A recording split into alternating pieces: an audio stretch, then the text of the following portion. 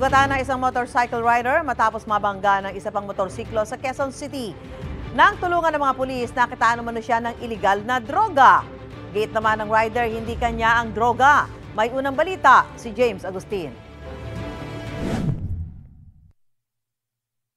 Sugatan at walang malay ang isang lalaki ng datna ng mga pulis at rescuers sa Commonwealth Avenue, Quezon City. Ang lalaki tumilapon mula sa minamaneho niyang motorsiklo. Bago dalhin sa ospital ang lalaki, iginagulat ng mga pulis ang kanilang nadiskubre. Nung ina-assist yung biktima, mayroong nakitang allegedly na nakita yung sa protruding doon sa shorts niya, yung damit niya na allegedly na shabu.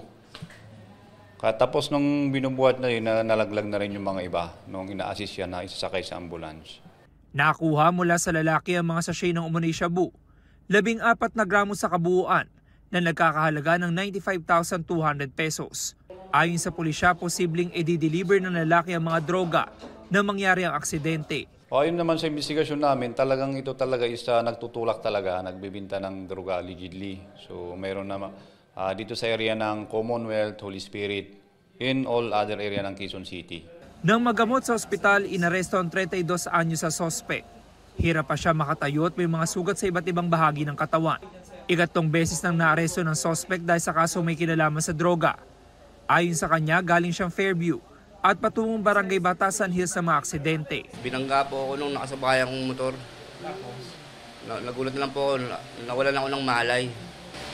Ayun nga po, pag-ising ko, meron na raw silang nakuha sa akin na alam sa...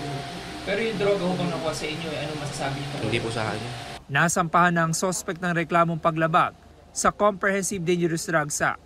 Ito ang unang balita. James Agustin para sa GMA Integrated News.